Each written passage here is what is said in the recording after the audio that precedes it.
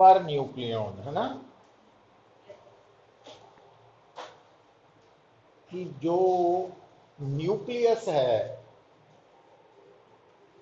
ਜਦੋਂ ਵੀ ਨਿਊਕਲੀਅਸ ਦੀ ਫਾਰਮੇਸ਼ਨ ਹੁੰਦੀ ਹੈ, ਐਕਚੁਅਲੀ ਜਦੋਂ ਵੀ ਕੋਈ ਸਿਸਟਮ ਬਣਦਾ ਨਾ ਬੇਸਿਕਲੀ, ਤਾਂ એનર્ਜੀ ਰਿਲੀਜ਼ ਹੁੰਦੀ ਹੈ।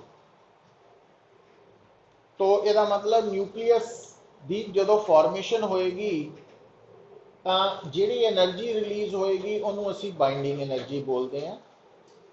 ਔਰ ਅਗਰ ਆਪਾਂ ਉਸ ਬਾइंडिंग એનર્ਜੀ ਨੂੰ उस न्यूक्लियस की मास नंबर नाल डिवाइड कर दईए तो उस बाइंडिंग एनर्जी नूं असीं कह दिंदे आ पर न्यूक्लियन।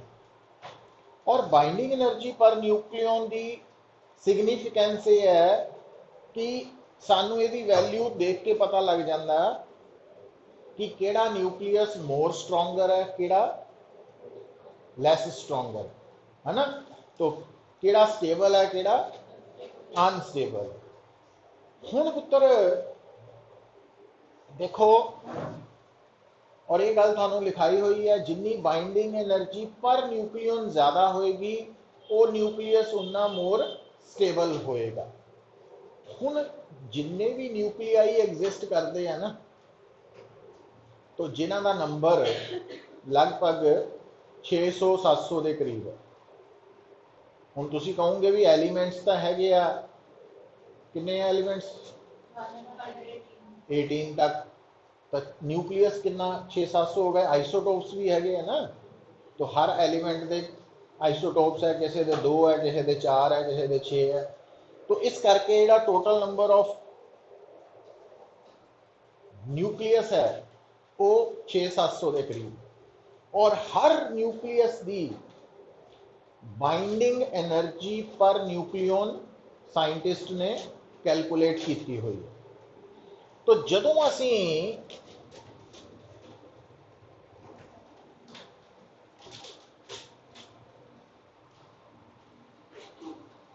मास नंबर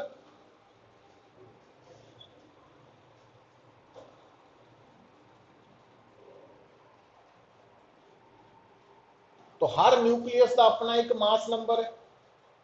तो मास नंबर के कोरस्पोंडिंग उस न्यूक्लियस की बाइंडिंग एनर्जी पर न्यूक्लियन तो असी जो ग्राफ प्लॉट करते हैं ना, तो ये ग्राफ कुछ इदा का आएगा।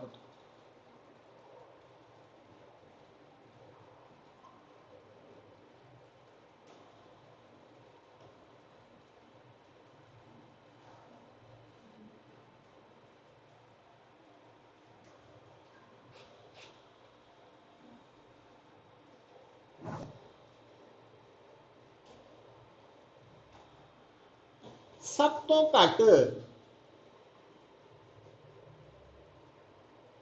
बाइंडिंग एनर्जी ड्यूटेरियम की है ना।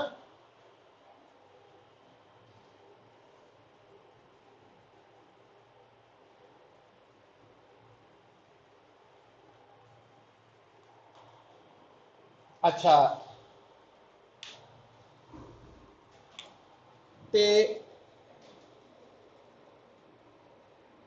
सब तो ज्यादा बेटा binding energy per nucleon iron की है। तो मतलब सब तो ज्यादा binding energy per nucleon iron की, का मतलब है मोस्ट स्टेबल न्यूक्लियस आयरन का वा।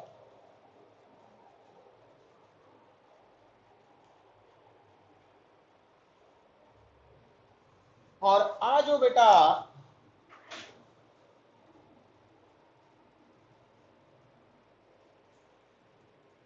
पीक्स बनिया ना, तो ये जड़ियां पीक्स है, एक हीलियम लई है, एक कार्बन लई है, एक ऑक्सीजन लई है। तो ये पीक्स ये दस रही कि हीलियम, कार्बन, ऑक्सीजन ये न्यूक्लियाई अपने नेबरिंग न्यूक्लियाई दे कंपैरेटिवली मोर स्टेबल है। और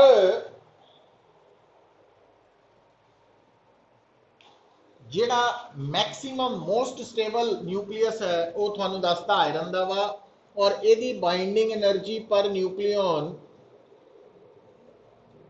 8.8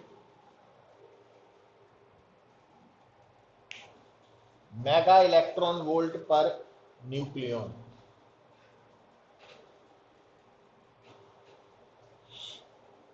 ठीक है पुत्र।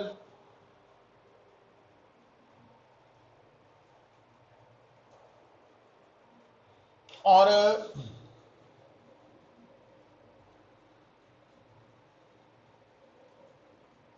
फोर्टी तो लैके 120 मास नंबर वाले जिन्ने भी न्यूक्लियाई है ना वो कंपैरेटिवली मोर स्टेबल है, स्टेबल न्यूक्लियाई है। जिन्हां न्यूक्लियाई का मास नंबर 40 तो घट है या 120 तो ज्यादा वा, मतलब आ वाले जिहड़े न्यूक्लियाई है ना ये लाइटर आ जाते हैं, और आ वाले हैवी। 40 टू 120 तक वाली रेंज वाले जिन्हां दा मास नंबर है न्यूक्लियाई का वो कंपैरेटिवली मोर स्टेबल न्यूक्लियाई है, वो स्टेबल न्यूक्लियाई है। तो जिहड़े न्यूक्लियाई का मास नंबर लैस दैन 40 है या 120 तो ज्यादा वा वो अनस्टेबल न्यूक्लियाई है।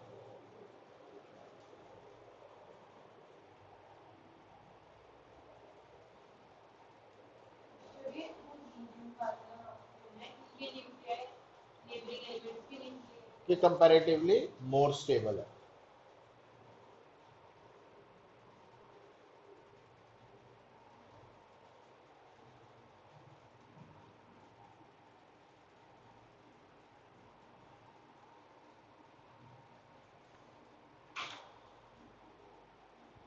ठीक है। हुण अगली गल देखो पुत्र,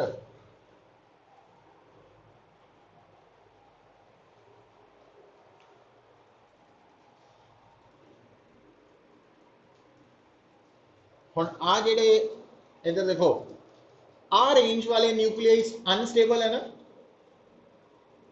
तो मास नंबर ज्यादा वाले न्यूक्लियाई मोर स्टेबल आ वाले, आ ज्यादा स्टेबल है। बहुत ज्यादा मास नंबर वाले भी अनस्टेबल है, मतलब आ रेंज स्टेबल वाली है, वो अनस्टेबल है, वो अनस्टेबल है, बता वाले भी अनस्टेबल है। आ स्टेबल है, 40 तो 120 वाले मोर स्टेबल है, और ज्यादा हैवी और ज्यादा लाइटर ये दोनों ही अनस्टेबल है। अच्छा हुण गल पता कित्थे आके रुक रही है, देखो एक्चुअली लाइटर न्यूक्लियाई आ वाला आ रही, अगर आ वाले न्यूक्लियाई इस रेंज च आ जान, कितना आ जान, mass number no mass number कितना इंक्रीज हो, एक न्यूक्लियस दूसरे नाल फ्यूज कर जाए, फ्यूजन हो जाए, न्यूक्लियर फ्यूजन हो जाए। और आ हैवी जिहड़े है आ वाले अगर इस रेंज आ जाए कितना आ जाए, मास नंबर घट जाए, कितना घट जाए, एक वड्डा न्यूक्लियस दो या दो तो ज्यादा फ्रैगमेंट्स च स्प्लिट अप हो जाए, फिशन। मतलब कहना कि न्यूक्लियर फ्यूजन या न्यूक्लियर फिशन के दौरान जिहड़ी enormous amount of energy release हो रही है उसका कारण बेसिकली की है कि जदों लाइटर न्यूक्लियाई आपस च फ्यूज करते हैं, मिलते हैं, तो वो मिलके थोड़ा हैवीयर न्यूक्लियस बनाते हैं कंपैरेटिवली पुराने दे, तो बाइंडिंग एनर्जी इंक्रीज कर जाती है ना, तो एक्सैस एनर्जी रिलीज होती है। और इदा ही जिहड़े हैवी न्यूक्लियस है जिहड़े अनस्टेबल है वो जो स्प्लिट अप होंगे है तो जिहड़े फ्रैगमेंट्स बनते हैं उन्होंने वो लाइटर च आ जाते हैं, तो उन्होंने बाइंडिंग एनर्जी ज़्यादा होंगी है, तो इस करके वो भी स्टेबल हो जाते हैं, तो एक्सैस एनर्जी रिलीज होती है। तो कहने का मतलब फिशन और फ्यूजन का कंसैप्ट भी आप इस डायग्राम तो समझ सकते हैं। तो फिशन के दौरान की होंगे पुत्र, हाँ, तो फ्यूजन के दौरान, हाँ, तो एक्चुअली आ ग्राफ पता लग गया तुहानू हुण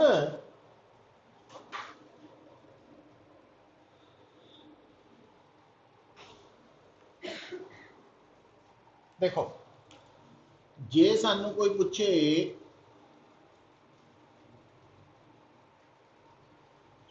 न्यूक्लीयर फ्यूजन बारे,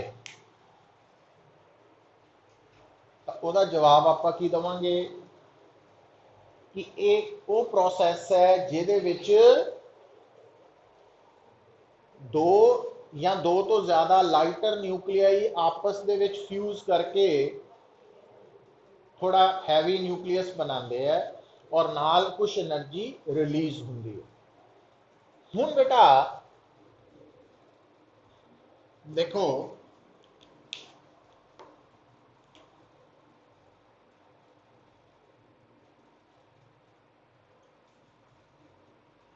आ है ड्यूट्रॉन, हाइड्रोजन का आइसोटोप है ना, आ है ट्रीटियम, ठीक है।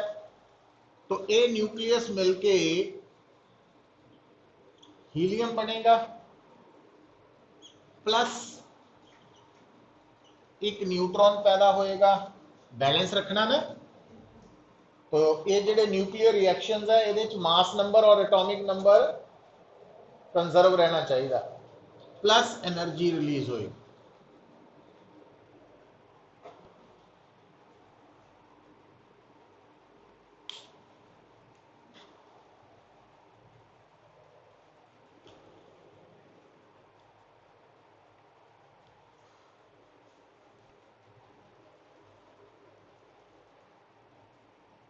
ठीक है। और एक्चुअली जिन्ने भी थोड़े स्टार्स है ना बेटा, उन्होंने सोर्स ऑफ एनर्जी का कारण न्यूक्लियर फ्यूजन ही है, जिन्ने भी स्टार्स है। तो जो स्टार प्राइमरी स्टेट च हुंदा जिद्दां सन है, तो सन की हाइड्रोजन जिहड़ी है वो मिलके हीलियम च कन्वर्ट हो रही है, फिर हीलियम ने मिलके उस तो अगे हैवी न्यूक्लियस बनाना। तो ये थ्रैटिकली ये प्रोसैस कितने तक चलना, आयरन तक, क्योंकि सब तो ज़्यादा स्टेबल न्यूक्लियस आयरन का। तो जो आयरन बन गई है उस तो बाद फिर फर्दर फ्यूजन बंद हो जाना, क्योंकि उस तो अगे स्टेबल रहा ही नहीं कुछ भी। तो एक थ्रैटिकल कंसैप्ट है, बट अल्टी हुंदा की है जिहड़े स्टार्स है इन्हां दे विच जदों आ हाइड्रोजन की फ्यूजन खत्म हो जानी, हाइड्रोजन सारी हीलियम बन चुकी है, हीलियम ने फर्दर फ्यूज करके अगे हैवी बनाना। तो उस वक्त तक स्टार के अंदर एक है टैंपरेचर करके जिहड़े कॉन्स्टिट्यूएंट्स है वो दूर जा रहे हैं, तो ग्रेविटेशनल फोर्स उन्होंने बाउंड करके नेड़े लिया रही है, तो इक्विलिब्रियम एस्टैबलिश होया वा। तो जदों पुत्र हाइड्रोजन खत्म हो जानी है प्रोसैस, है ना, तो उदों हीट पैदा होनी घट जानी है स्टार च। जो हीट पैदा होनी घट गई, एनर्जी पैदा होनी घट गई, तो ग्रेविटेशनल इंटरैक्शन बढ़ जानी है, तो स्टार ने कॉन्ट्रैक्ट करना, तो वो नाल जिहड़ा इंबैलेंस क्रिएट होना, तो उस इंबैलेंस के नाल कई बार की हुंदा एक्सप्लोजन हो जाता स्टार च, कि आप कहते हैं स्टार की डेथ हो गई। और ये फेट हर स्टार का, तो चाहे सन है तो चाहे कोई भी स्टार है, ठीक है। तो एक दिन आएगा जो ये सन भी खत्म हो जाएगा, वो अंदर एक्सप्लोजन होना। बट फॉर्चुनेटली ये सारा जिहड़ा कैलकुलेशन की गई है इस बारे, वो टाइम अज तो कई बिलियन ईयर्स अवे है। हुण तक जिहड़ा वा सन दा हाफ लाइफ हुई है हाफ लाइफ हाले पई है, बट वो हाफ लाइफ भी बिलियंस ईयर्स की है, तो इस करके वो साडे लिए तो फिक्र करने वाली कोई गल नहीं है।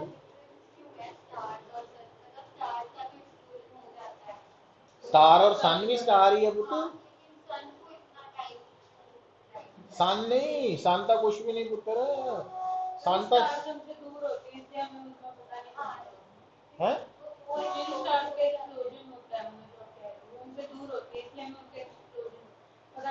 हाँ बहुत ज्यादा दूर है, और मतलब सन जेड़ा वा एक मीडियम रेंज स्टार है, मतलब इदां दे स्टार्स प्रेजेंट है यूनीवर्स दे विच भई सन उन्हां दे मुकाबले डॉट है, मतलब जिदा असी सन के मुकाबले डॉट है ना साइज देखिए, तो उदा सन उन्होंने कंपैरेटिवली डॉट है, बहुत है, मतलब हैवी स्टार्स एग्जिस्ट करते हैं और वो एक्सप्लोड कर रहे हैं। और वो एक्सप्लोड क्यों कर रहे हैं, क्योंकि उन्होंने फॉर्मेशन भी सन तो पहली हुई है। तो इदा नहीं होया भी ये सारा यूनीवर्स इको टाइम पे, क्योंकि आप जड़ियाँ माइथोलॉजीज पढ़ते हैं वो तो दसिया ना भी धरती 7-8 दिन च बना दी गई, या वो होया सिस्टम, इदा कुछ नहीं है। एक प्रोसैस है जोड़ा कि स्टैप बाय स्टैप होया, और ये मतलब जो अलग अलग टाइम पे फॉर्मेशन हो रही है, कुछ स्टार्स हुण बन रहे हैं, नवे बन रहे हैं, तो एक कंसैप्ट है। पर हर स्टार दे विच basically source of energy fusion process है। अच्छा हुण आ जिहड़ा फ्यूजन प्रोसैस है ना, इनू असी थर्मोन्यूक्लीयर रिएक्शन भी बोल दिंने हैं। वो क्यों?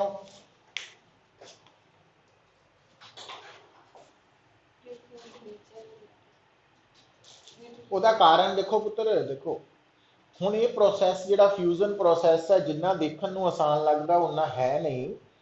एक्चुअली अगर दो न्यूक्लियाई आपस च मिलना चाहते हैं, फ्यूज टूगैदर, तो सोच के देखो जदों दो न्यूक्लियाई नेड़े आ रहे हैं फ्यूज करने लई, है ना, तो उन्होंने अंदर जिहड़े प्रोटॉन्स है वो एक दूजे नूं रिपेल कर रहे हैं, वो मतलब एक दूसरे की तरफ पहुंच रहे न्यूक्लियाई नूं रोक रहे हैं। ਇਹਦਾ मतलब जे ਆਪਾਂ चाहते हैं कि दो न्यूक्लियाई फ्यूज करन, तो उन्होंने न्यूक्लियाई कोल इन्नी सफिशिएंट एनर्जी होनी चाहिए है कि वो इस रिपल्सिव फोर्स नूं ओवरकम कर जाए। और वो एनर्जी इन्हां न्यूक्लियाई नूं मिलती है जदों इन्हां दा temperature 10 raise to power 8 kelvin या उस तो ज़्यादा हो जाए। 10 रेज़ टू पावर 8 कैलविन मतलब न्यूक्लियर फ्यूजन अगर आप प्रोसैस स्टार्ट करवाना वा, तो सानू उस जगह ते इनिशियल टैंपरेचर कितना प्रोवाइड करना पड़ेगा, 10 रेज़ टू पावर 8 कैलविन। और इन्ना टैंपरेचर जो असी प्रोवाइड करांगे न्यूक्लियर फ्यूजन नू स्टार्ट करन दे लई, तो इसे कारण करके इनू थर्मोन्यूक्लीयर प्रोसैस कहने हैं, थर्मोन्यूक्लीयर रिएक्शन कहने हैं, क्योंकि ये हाई टैंपरेचर प्रोसैस है। पर एक बारी जो फ्यूजन स्टार्ट हो गया पुत, तो फ्यूजन के दौरान पैदा हुई एनर्जी ने फिर इन्ना टैंपरेचर मेनटेन कर देना, स्टार्ट करने की लोड़ है। समझ गए गल नूं? मतलब न्यूक्लियर फ्यूजन स्टार्ट करने दे लई initially temperature 10 raise to power 8 kelvin provide करना पड़ेगा। पर एक बार ये प्रोसैस स्टार्ट हो गया, तो उस प्रोसैस चो निकल रही हीट एनर्जी जी है वो टैंपरेचर नू मेनटेन कर जाएगी और फर्दर फ्यूजन करवाई जाएगी। और जिहड़ा फ्यूजन है ना, एक पासे तो न्यूक्लियर फ्यूजन जिन्ने भी स्टार्स है उन्होंने एनर्जी का सोर्स है, तो दूसरी तरफ जिहड़ा आपां कह दिंदे आ हाइड्रोजन बॉम्ब, तो हाइड्रोजन बॉम्ब का प्रिंसिपल भी न्यूक्लियर फ्यूजन ही है न्यूक्लियर बॉम्ब एक्चुअली है वो एटॉमिक बॉम्ब है।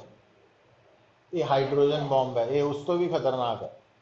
जिहड़ा हाइड्रोजन बॉम्ब है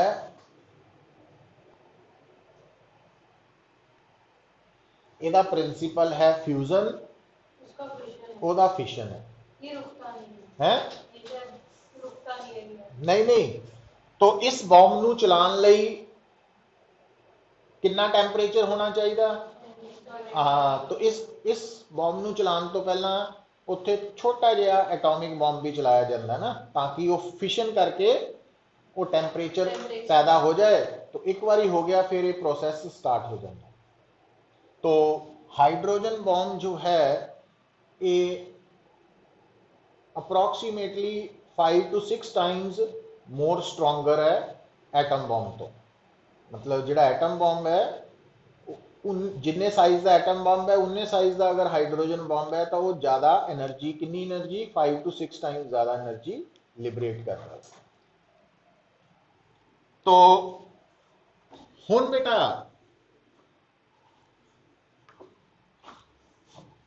एक ना तुहानू कल नोट्स मैं अपलोड किए सीगे इंडिविजुअल, वो जिहड़ा टॉपिक कवर होया ना ਉਹਦੇ ਹੈਗੇ ਆ ਤੇ 7th ਸੀ हो ना वो अज 8th ਦੇ भी कर ਦਾਂਗਾ ਨਾਲ, ਆ ਵਾਲੇ ਆ भी खत्म हो गया बस। न्यूक्लियर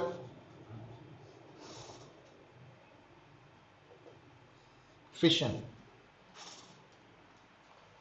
तो न्यूक्लियर फिशन की है? It is a process of splitting up of a heavy nucleus into two or more than two lighter nuclei. It is a process of splitting up of heavy nucleus into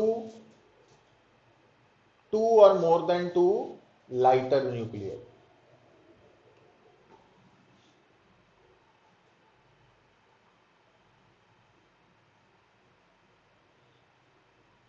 ਹੁਣ ਇਹਦੀ example ਆਪਾਂ uranium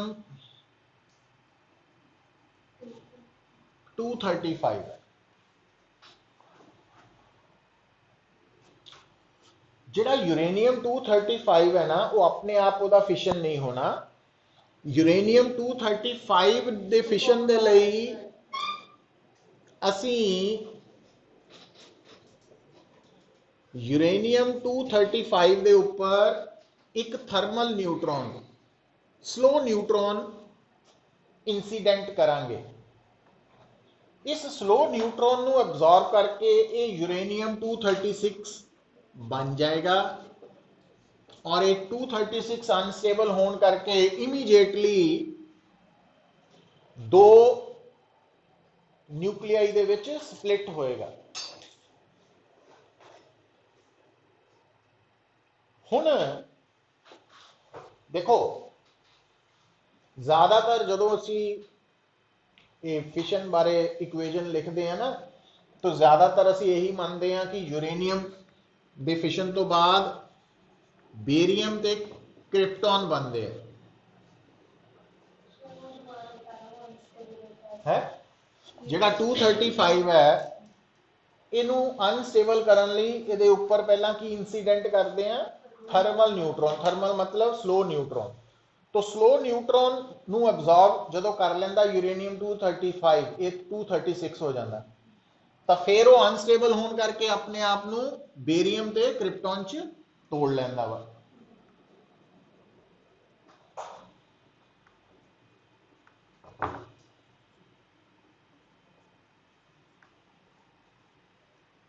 तो आ equation balance हो गई ना पकड़ती।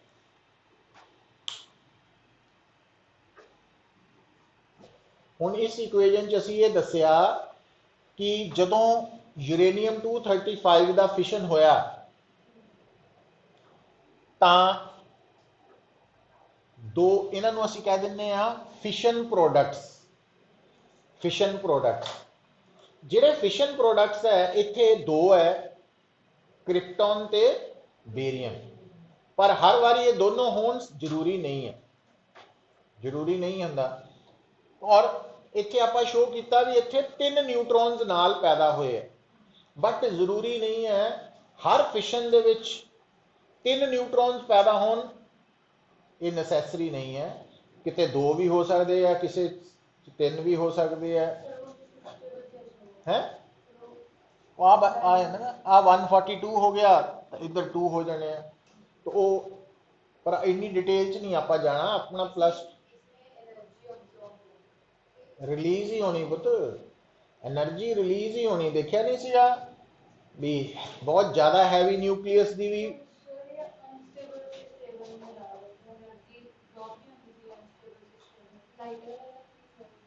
मेरी गल देखो, मेरी गल सुनो पुत्र, गल बड़ा बेसिक फंडा। जदों एनर्जी अबजॉर्ब हो गई तो एनर्जी सिस्टम की वध गई। तो वधी एनर्जी वाला सिस्टम अनस्टेबल हुंदा, स्टेबल नहीं हुंदा। स्टेबल एनर्जी वाला किहड़ा हुंदा, जिहदी एनर्जी घट होए। समझ गए गल नूं? तो सारा चक्कर स्टेबिलिटी का वा। जिथे भी एनर्जी रिलीज हो रही है वो स्टेबिलिटी के चक्कर च, वो प्रोडक्ट्स स्टेबल होंगे रिएक्टेंट्स नालों।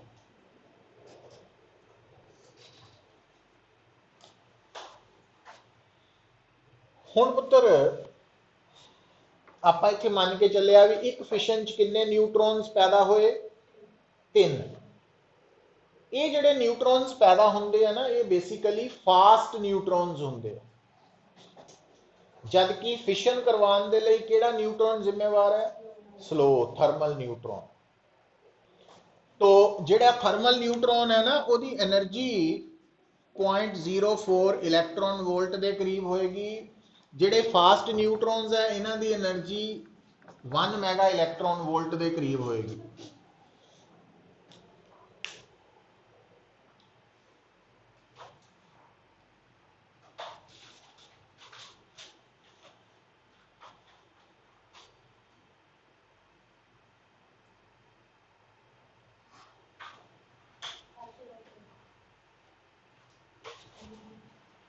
ठीक है।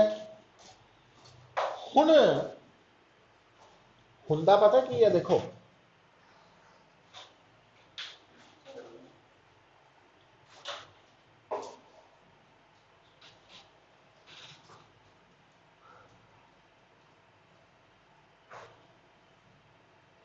हुण जिहड़ा फिशन है, ये प्रोसैस असी जदों तां डिस्ट्रक्टिव परपज़ लई यूज़ करते हैं, तो वो एग्जाम्पल है एटॉमिक बॉम्ब। तो जदों असी फिशन तो पैदा हुई एनर्जी नूं कंस्ट्रक्टिव परपज़ लई, हाँ, न्यूक्लियर रिएक्टर।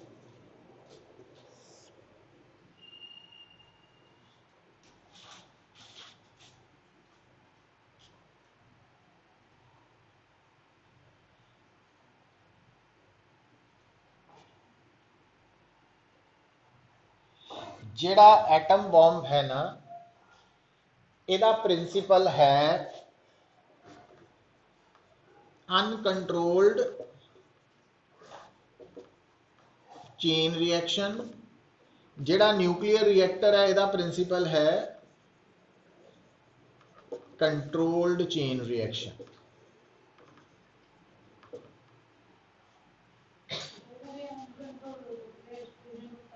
है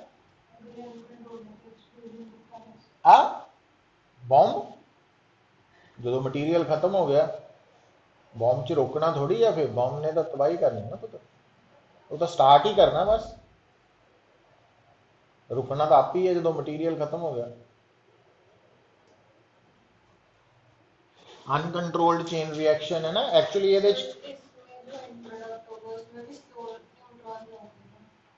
हुण मैं दसदा हुंदा की है।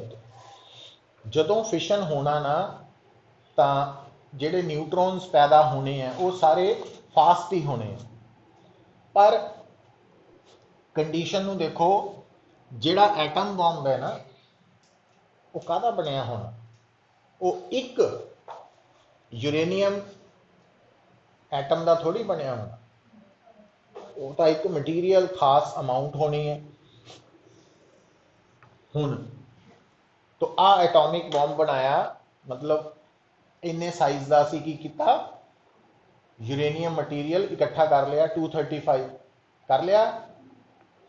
तो एक्चुअली यूरेनियम आइसोटोप्स भी होंगे अलग अलग, 233 भी है।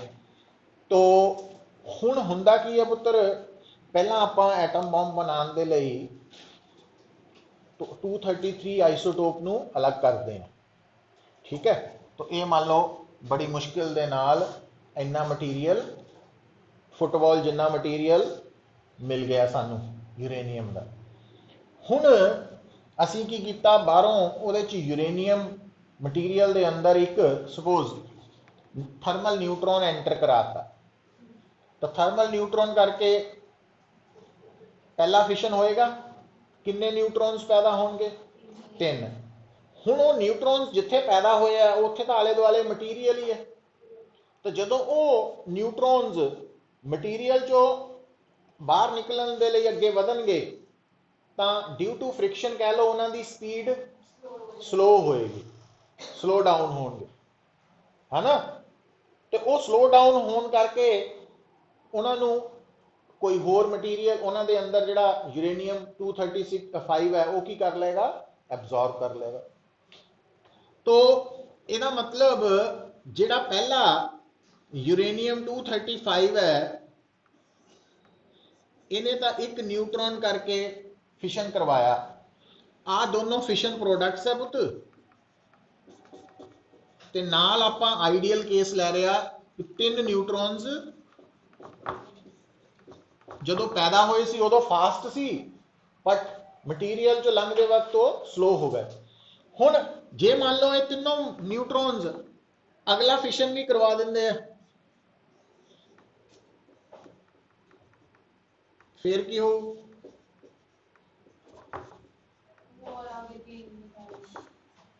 है ना। ये अनकंट्रोल्ड चेन रिएक्शन शो हो रहा है।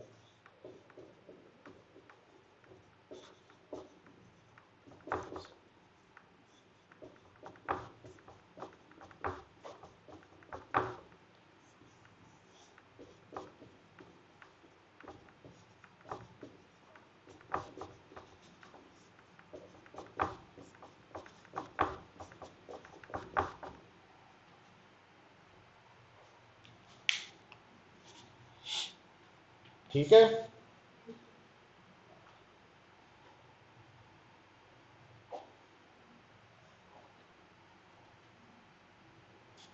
लग गया पता।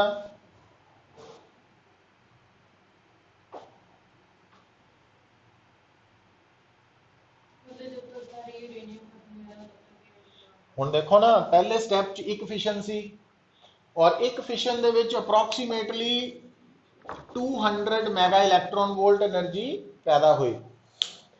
बट अगले स्टैप च कितने फिशन हो गए, 3। उस तो अगे 9, है ना।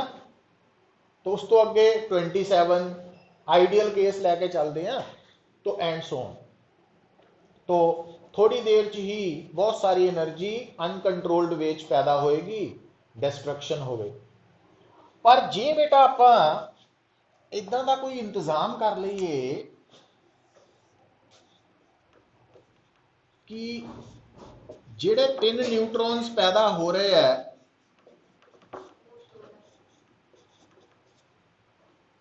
उन्हां विचों तिन्हां विचों मान लो आइडियल केस फिर बई आप इदां दा इंतजाम किया भी एक ही न्यूट्रॉन फिशन करवा सके।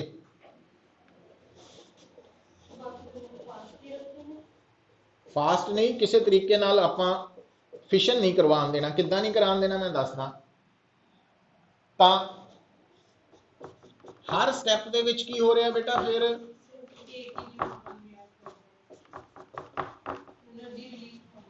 कंट्रोल्ड वे च एनर्जी रिलीज हो रही है। तो ये कंट्रोल्ड चेन रिएक्शन है बेटा, ये अनकंट्रोल्ड चेन रिएक्शन है।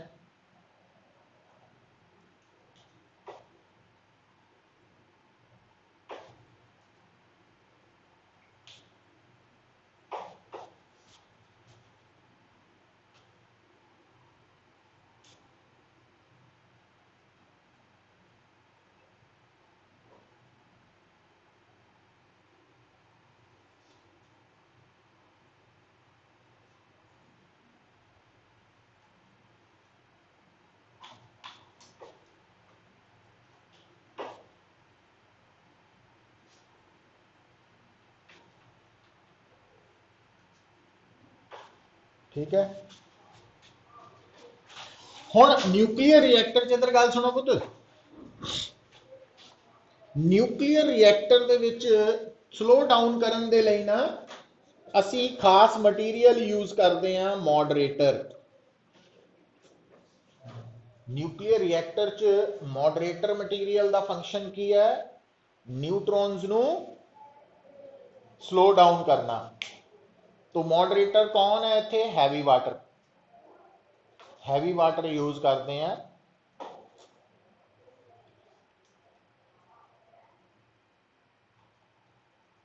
और कई बार ग्रेफाइट भी यूज किया जाता है as a moderator.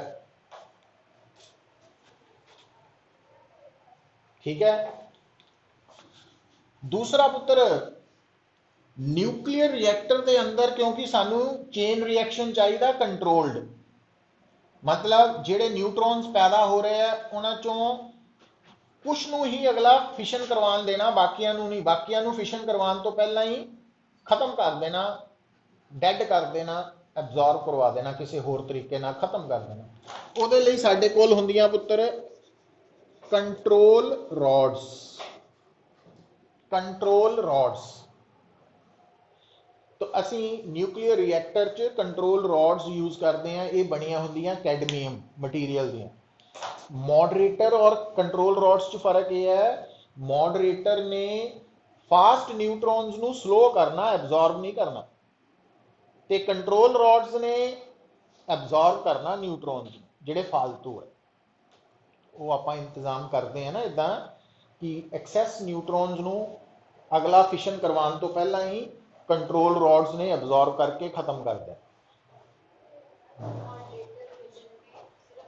Slow down ले। और मॉडरेटर की एग्जांपल केड़ी लिखाई है? हाँ, वो भी मैं कॉम्पीटिशन पॉइंट ऑफ व्यू तो लिखा रहा क्योंकि रेगुलर तो साडे सिलेबस है नहीं न्यूक्लीयर रिएक्टर। अच्छा, फिशन और फ्यूजन ही है सिर्फ। अच्छा, हुण बेटा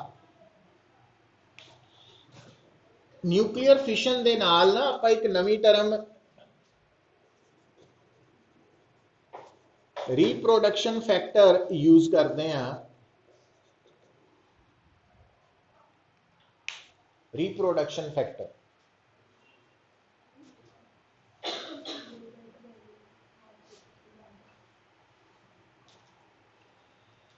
हुण आ देखियो पुत्र,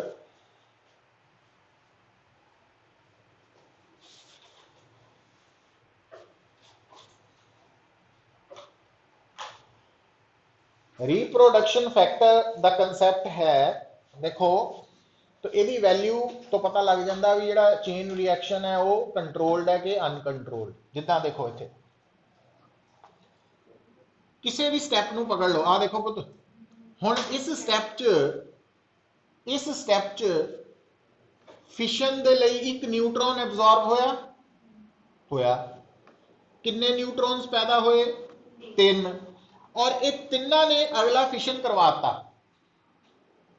समझ गए? तो इस केस दे विच रिप्रोडक्शन फैक्टर की लिखा जाएगा? जिन्ने neutron, number of neutrons absorbed, और ऊपर लिखांगे number of fissionable neutrons produced.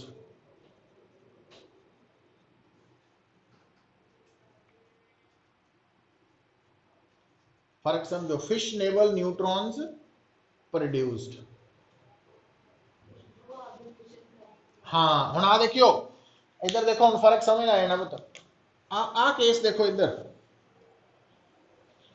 ਇਹਦੇ ਚ ਵੀ ਇੱਕ ਨਿਊਟਰੋਨ ਐਬਜ਼ॉर्ब ਹੋਇਆ ਸੀ, पैदा तो 3 न्यूट्रॉन ही होए पर फिशनेबल इको ही है। ਇਹਦਾ मतलब ਇਹਦਾ रिप्रोडक्शन फैक्टर है 1/1 और ਇਹਦਾ 3/1 है। मतलब ये कि जेड़ा अनकंट्रोल्ड चेन रिएक्शन है ना, ਉਹਦਾ बेटा रिप्रोडक्शन फैक्टर ग्रेटर दैन 1 ਹੁੰਦਾ, एक तो ज्यादा, ਤੇ ਜਿਹੜਾ कंट्रोल्ड चेन रिएक्शन ਹੁੰਦਾ ਉਹਦਾ रिप्रोडक्शन फैक्टर इक्वल टू 1 ਹੁੰਦਾ ਥਿਓਰੈਟੀਕਲੀ, ਤੇ ਜਿਹੜਾ ਜੇ ਮੰਨ ਲਓ ਤੁਹਾਡੇ ਚੇਨ ਰਿਐਕਸ਼ਨ ਦਾ ਰੀਪਰੋਡਕਸ਼ਨ ਫੈਕਟਰ ਲੈਸ ਦੈਨ 1 ਹੈ ਤਾਂ ਉਹਦਾ ਮਤਲਬ ਹੈ ਵੀ ਉਹ ਚੇਨ ਰਿਐਕਸ਼ਨ 1-2 ਸਟੈਪਸ ਤੋਂ ਬਾਅਦ ਆਪਣੇ ਆਪ ਖਤਮ ਹੋ ਜਾਣਾ, ਡਾਈ ਆਊਟ, ਉਹ ਫਰਦਰ ਸਸਟੇਨ ਨਹੀਂ ਹੋਣਾ। ਕੀ ਲੈਸ ਦੈਨ 1 ਇਦਾਂ ਪੁੱਤਰ ਆ ਦੇਖੋ, ਆ ਦੇਖਿਓ ਇਧਰ, ਹੁਣ ਜਿੱਦਾਂ ਇੱਥੇ ਹੈ, ਗੱਲ ਨੂੰ ਸਮਝੋ, ਇੱਥੇ 3 ਨਿਊਟਰੋਨਸ ਐਬਜ਼ੌਰਬ ਹੋਏ ਨਾ, ਕਿੰਨੇ ਪੈਦਾ ਹੋਏ? 9। ਜੇ ਤਾਂ ਮੰਨ ਲਓ 9 ਦੇ 9 ਹੀ ਅਗਲਾ ਫਿਸ਼ਨ ਕਰਾ ਦੇਣ ਤਾਂ ਚੇਨ ਰਿਐਕਸ਼ਨ ਕੀ ਆਪਣਾ ਰੀਪਰੋਡਕਸ਼ਨ ਫੈਕਟਰ ਕੀ ਬਣਿਆ? 3, 9/3। ਜੇ ਮੰਨ ਲਓ 3 ਐਬਜ਼ੌਰਬ ਹੋਏ, ਪੈਦਾ 9 ਹੋਏ, ਪਰ 9 ਵਿੱਚੋਂ 7 ਨੇ ਹੀ ਫਿਸ਼ਨ ਕਰਵਾਇਆ, ਤਾਂ ਫਿਰ 7/3 ਹੋ ਗਿਆ। ਤੇ ਜੇ ਮੰਨ ਲਓ ਆਪਾਂ ਇਦਾਂ ਦਾ ਇੰਤਜ਼ਾਮ ਕੀਤਾ ਹੋਇਆ ਕਿ 9 ਵਿੱਚੋਂ ਸਿਰਫ 2 ਹੀ ਫਿਸ਼ਨ ਕਰਵਾ ਪਾਏ ਅਗਲਾ, ਤਾਂ ਫਿਰ 2/3 ਲੈਸ ਦੈਨ 1 ਹੋ ਗਿਆ। ਪਰ ਉਹ ਫਿਸ਼ਨ ਸਸਟੇਨ ਨਹੀਂ ਕਰੇਗਾ, ਉਹ ਸਟੈਪ ਬਾਈ ਸਟੈਪ ਖਤਮ ਹੁੰਦਾ ਜਾਏਗਾ। तो न्यूक्लियर रिएक्टर ਨੂੰ ਜਦੋਂ ਅਸੀਂ ਬੰਦ ਕਰਨਾ ਹੁੰਦਾ ਕਹਿ ਲਓ ਇੱਕ ਤਰ੍ਹਾਂ ਨਾਲ, ਤਾਂ ਫਿਰ ਆਪਾਂ K ਦੀ ਸੈਟਿੰਗ ਕਿੱਥੇ ਕਰ ਦਿੰਦੇ ਆ? ਲੈਸ ਦੈਨ 1 ਤੇ। ਉਹ ਕਿੱਦਾਂ ਕਰਨੀ ਸੈਟਿੰਗ? ਜਿਹੜੀਆਂ ਕੰਟਰੋਲ ਰੋਡਸ ਹੈ ਨਾ, ਉਹ ਜ਼ਿਆਦਾ ਰਿਐਕਟਰ ਦੇ ਅੰਦਰ ਪਾ ਦਿੰਦੇ ਆ, ਉਹ ਜ਼ਿਆਦਾ ਨਿਊਟਰੋਨਸ ਨੂੰ ਐਬਜ਼ੌਰਬ ਕਰ ਲੈਂਦੀਆਂ ਤੇ ਫਰਦਰ ਫਿਸ਼ਨ ਕਰਵਾਉਣ ਤੋਂ ਰੋਕ ਦਿੰਦੀਆਂ, ਹੈ ਨਾ। ਇਹ ਬੇਸਿਕ ਇਨਫੋਰਮੇਸ਼ਨ ਜਿਹੜੀ ਹੈ ਬਸ।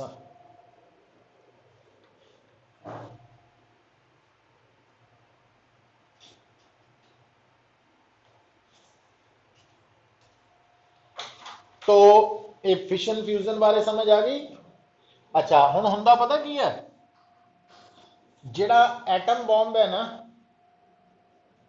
ये अंदर किहड़ा चेन रिएक्शन होना, और ओदा अनकंट्रोल्ड चेन रिएक्शन पता लग गया, और ओदा अपना रिप्रोडक्शन फैक्टर कितना वा? ग्रेटर दैन 1 है। और एटम बॉम्ब बनाने दे लई ਜਿਹੜਾ ਫਿਸ਼ਨੇਬਲ ਮਟੀਰੀਅਲ ਹੈ ਉਹਦਾ ਇੱਕ ਮਿਨੀਮਮ ਮਾਸ ਹੋਣਾ ਚਾਹੀਦਾ।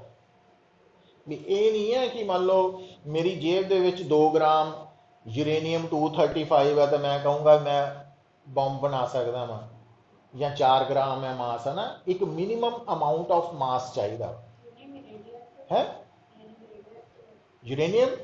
ਹਾਂ, ਤੋ ਹੁਣ ਜਦੋਂ ਇਹ ਜਿੰਨੇ ਵੀ ਹੈਵੀ ਮਟੀਰੀਅਲਸ ਹੈ ਸਾਰੇ ਰੇਡੀਓ ਐਕਟਿਵ ਸਬਸਟੈਂਸਿਸ ਹੀ ਹੈ। ਹੁਣ ਪੁੱਤਰ ਇਹ ਜਿਹੜਾ ਯੂਰੇਨੀਅਮ 235 ਹੈ, ਤੋ ਇਹਦੀ ਅਮਾਊਂਟ ਮਿਨੀਮਮ ਇੰਨੀ ਹੋਣੀ ਚਾਹੀਦੀ ਹੈ, ਇਹਦਾ ਸਾਈਜ਼ ਮਿਨੀਮਮ ਇੰਨਾ ਹੋਣਾ ਚਾਹੀਦਾ ਤਾਂ ਕਿ ਜਿਹੜੇ ਨਿਊਟਰੋਨਸ ਪੈਦਾ ਹੋ ਰਹੇ ਹੈ, ਕਿਉਂਕਿ ਜੇ ਉਹਦਾ ਸਾਈਜ਼ ਜਾਂ ਮਾਸ ਇੱਕ ਲਿਮਿਟ ਤੋਂ ਘੱਟ ਹੈ ਨਾ, ਤਾਂ ਪਹਿਲੇ ਸਟੈਪ 'ਚ ਜਿਹੜੇ 3 ਨਿਊਟਰੋਨਸ ਪੈਦਾ ਹੋਣੇ ਆ ਉਹ ਇੰਨੇ ਫਾਸਟ ਹੁੰਦੇ ਆ ਕਿ ਉਹਨਾਂ ਨੇ ਮਟੀਰੀਅਲ ਨੂੰ ਚੀਰ ਕੇ ਵਿੱਚੋਂ ਦੀ ਨਿਕਲ ਕੇ ਬਾਹਰ ਚਲ ਜਾਣਾ ਬਿਨਾਂ ਫਿਸ਼ਨ ਕਰਵਾਏ। ਤਾਂ ਉਹਨਾਂ ਨੂੰ ਅੰਦਰ ਹੀ ਫਿਸ਼ਨ ਕਰਵਾਉਣ ਦੇ ਲਈ ਰੋਕਣ ਲਈ ਜਿਹੜਾ ਮਟੀਰੀਅਲ ਹੈ ਉਹਦਾ ਮਾਸ ਤੇ ਸਾਈਜ਼ ਇੱਕ ਮਿਨੀਮਮ ਅਮਾਊਂਟ ਤੋਂ ਜ਼ਿਆਦਾ ਹੋਣਾ ਚਾਹੀਦਾ, ਔਰ ਉਸ ਮਿਨੀਮਮ ਅਮਾਊਂਟ ਨੂੰ, ਉਸ ਮਿਨੀਮਮ ਮਾਸ ਨੂੰ ਕ੍ਰਿਟੀਕਲ ਮਾਸ ਕਹਿ ਦਿੰਦੇ ਆ, ਤੇ ਉਸ ਮਿਨੀਮਮ ਸਾਈਜ਼ ਨੂੰ ਅਸੀਂ ਕ੍ਰਿਟੀਕਲ ਸਾਈਜ਼ ਕਹਿ ਦਿੰਦੇ ਆ। ਵਰਡ ਹੈ ਨਾ, ਇਹ ਆਦੇ ਜਾਂਦੇ ਆ ਜਦੋਂ ਪੜ੍ਹੋਗੇ ਨਾ ਨੋਟਸ ਦੇ ਵਿੱਚੋਂ, वो पता लग जाएगा थानू। हाँ, क्रिटिकल मास, क्रिटिकल साइज।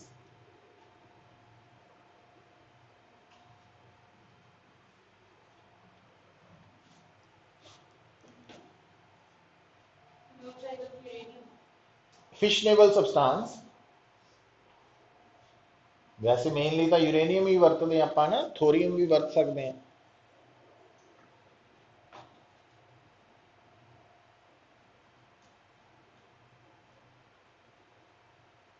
ठीक है, तो ये है पुत्र 8th यूनिट के बारे। और मतलब जिहड़ा तुहाडा CBSE वाला वा वो खत्म हो गया। हुण कॉम्पीटिशन वाला एक छोटा जिहा पोर्शन है, वो है छोटा बट इंपॉर्टेंट पोर्शन है वो है radioactivity. Radioactive decay ला पढ़िया भी होना, कैमिस्ट्री च नहीं पढ़ते तुसी? अनडिकेड न्यूक्लियाई का number N is equal to, करावांगा मैं, वो 2 लैक्चर लगने अपने। बट हुण जिहड़ी अगली क्लास लगेगी अपनी वो कंपीटीशन दी, क्योंकि थर्सडे नूं टेस्ट है ना,